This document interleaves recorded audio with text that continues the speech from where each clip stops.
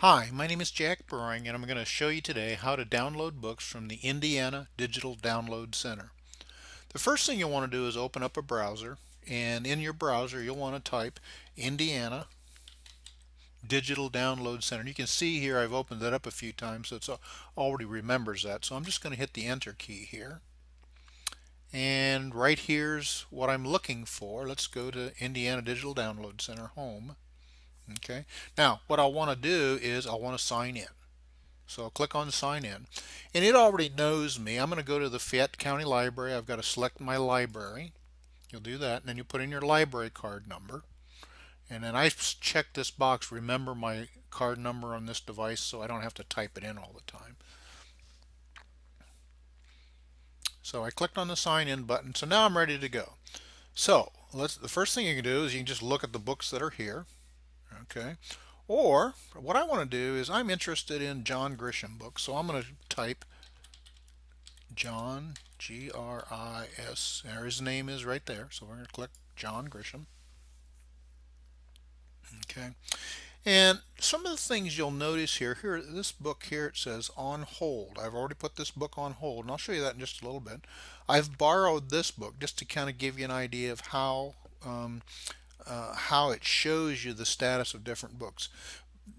Digital books are just like print books in that you can only borrow a certain number. They have a certain number of copies, and so that's why you'll see things like you may have to go on the wait list. So if I wanted to read Gray Mountain here, I'm going to click on that book, and I'm going to say place a hold.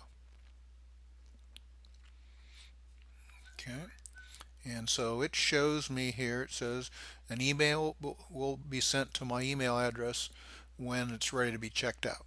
Okay. Okay, so that's how to place a hold.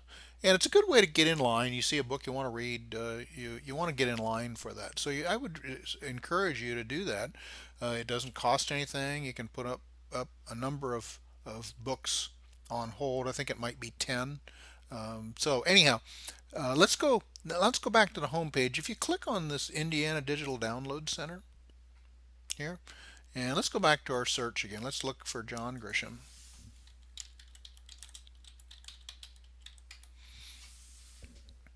And again, I've got a number of books here.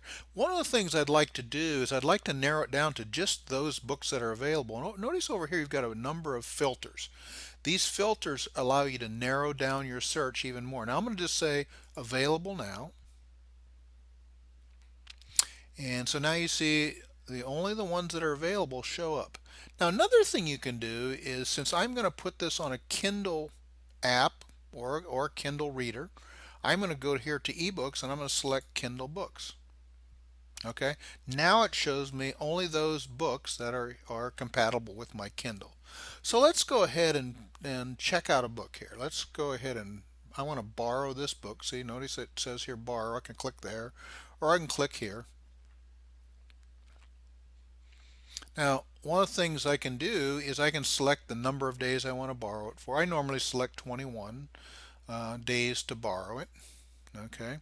I could also read a sample. Let's say I didn't know if I wanted to check it out or not. I could read a sample of it, and it'll show you that in the browser, the text in the browser. So let's go ahead and borrow this. Okay.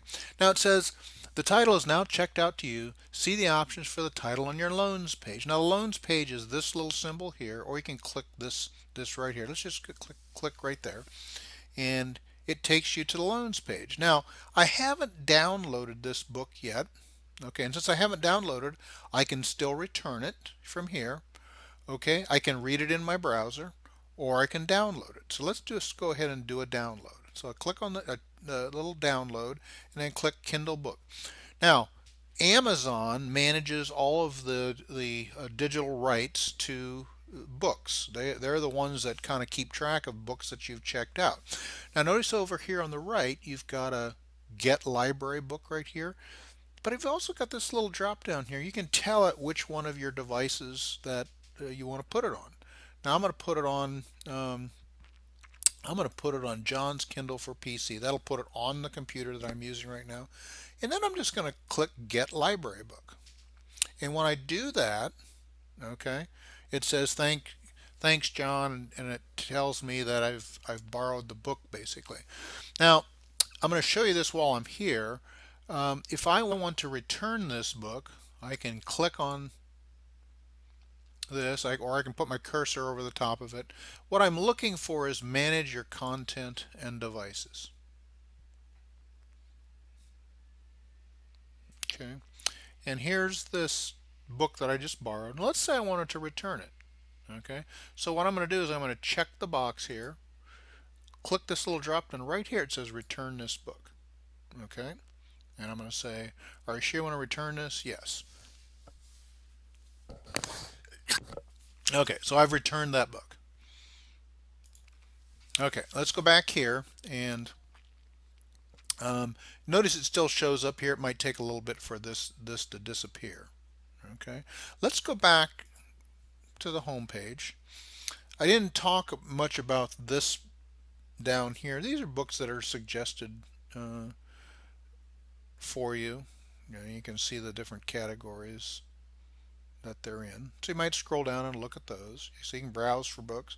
There's also these things called subjects. So if you want to browse by subject. So let's say you like folklore. Okay, just click on it. And notice here I've still got this general adult fiction folklore selected. Okay, if I want to get rid of any one of these, if I just click on the X, okay, now what it'll do is it'll look for, it could include children's books in this as well. Okay, under collections, you've got a number of options here. If we look at available now, actually we talked about that. Let's look at most popular. These are what people were checking out. So this is what other people are looking for. Okay. Okay. Next thing I want to show you is over here your account. There's some settings that you can adjust. Okay. Now I've set my lending periods all to the maximum here. You can return books at any time. You don't have to return the book because typically when it reaches the end of its expiration, it'll actually return itself. So you really don't have to do anything. Um, and there are a couple other settings that you can set down here. Um, there's a wish list. Okay.